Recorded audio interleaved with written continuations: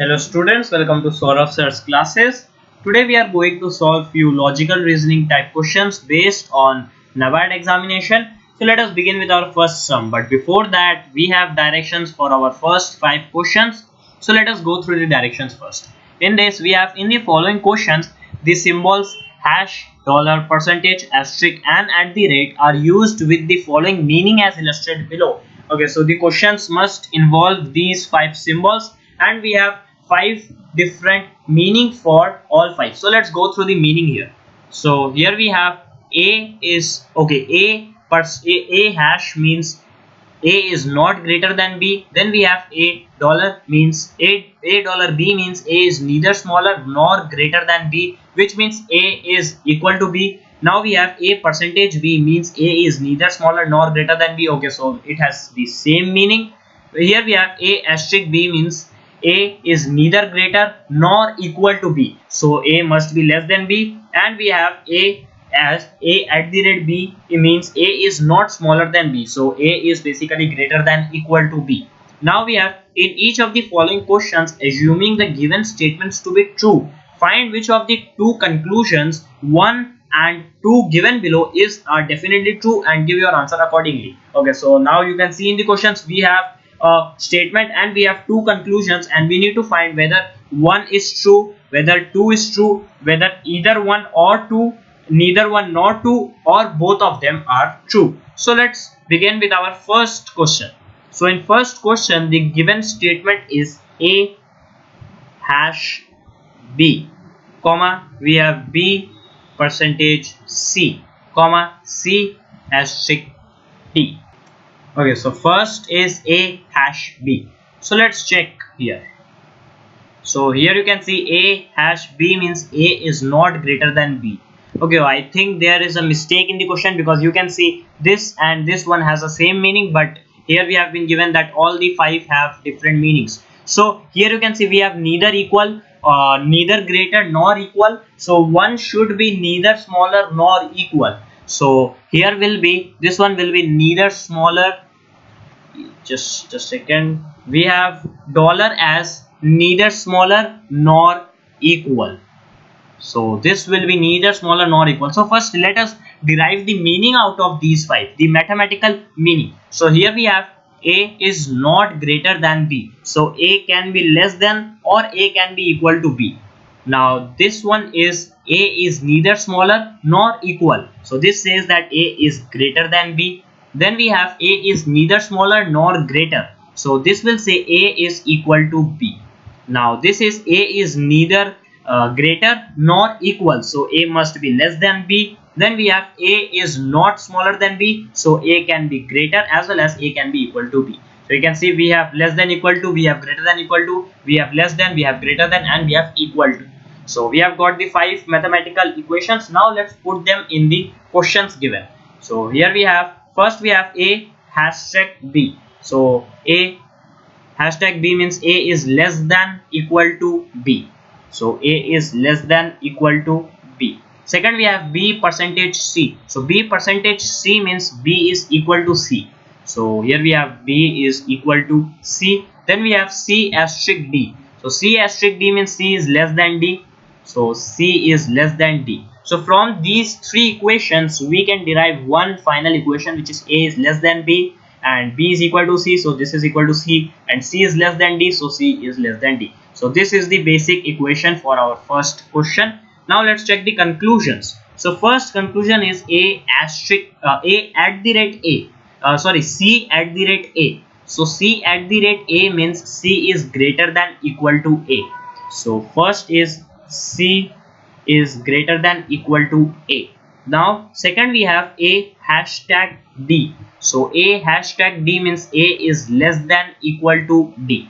So second is A is less than equal to D. Now let's check which of the following are correct. So in first you can see C is greater than equal to D. A. So here you can see B is greater than equal to A and C is equal to B. So from this we can say that since B is greater than equal to A, therefore C must also be greater than equal to A. So this one is true.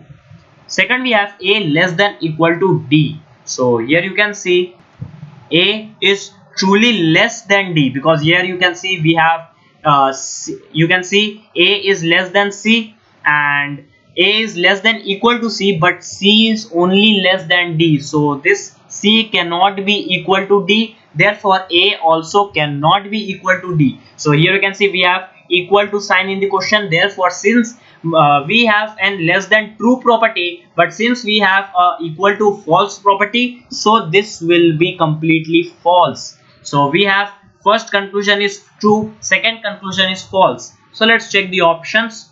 So first is true and second is false. So here you can see only one is true. So our answer to this question will be option number A, that is only one is true. Now let's move on to the second question, and second statement is $Q, Q @s, S percentage R. So first we have $Q. So let's check here. We have $Q, which means A greater than B. So this will be P greater than Q, comma we have Q as @s. So Q @s means Q is greater than equal to S. So Q is greater than equal to S. Then we have S percentage R. So S percentage R means S is equal to R. So here we have S is equal to R. So from these three equations we can derive a general equation, which will be P is greater than Q and Q is greater than equal to S, whereas S is equal to R. So let's check the conclusions. First conclusion is P @R. So P @R means P @R, which means P is greater than equal to R. P is greater than equal to R. And second is $Q. So this means R is greater than Q. So the second is R is greater than Q. So now let's check which of the conclusions are true and which of them are false.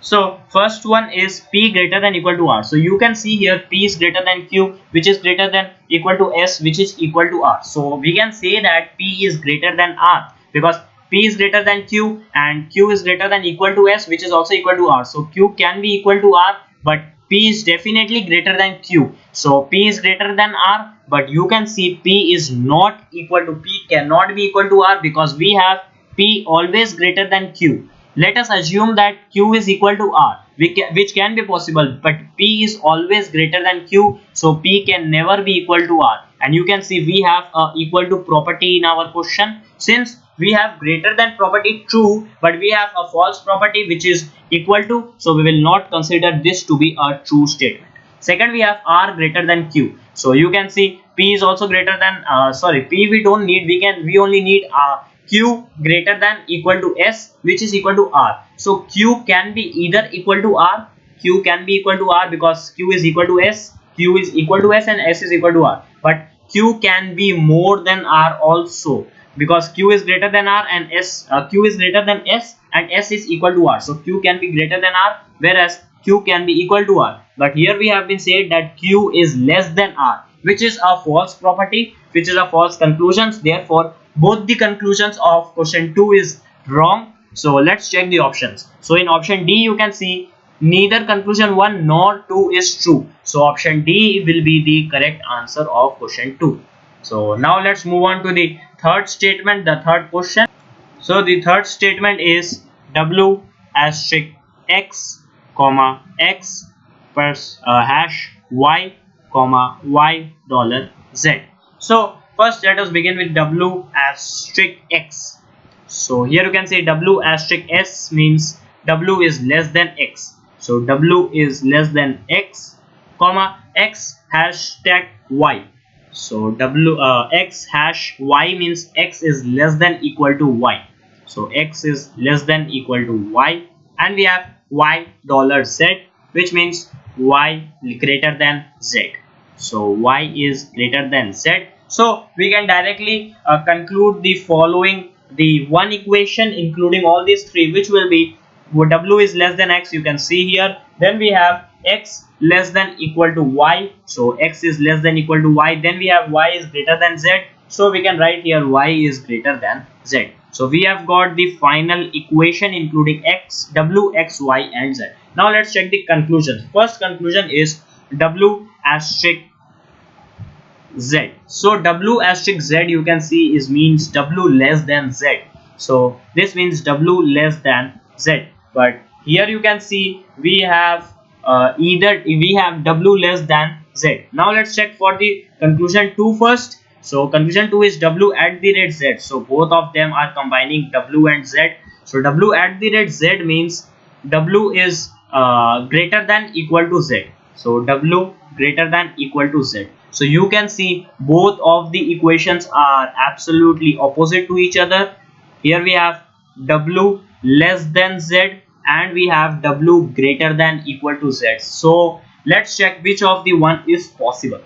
So here you can see w is less than x as well as x is less than equal to y, but y is greater than z. So y is the maximum possible number here, but we don't know about any relation between w and z. The perfect relationship is not known to us. So w can be less than, w can be greater than, w can be equal to z. So we don't know anything about w and z. So this can also be true, but if one is true, that is w is less than z, therefore 2 cannot be true, because less than and equal to or greater than are completely opposite to each other.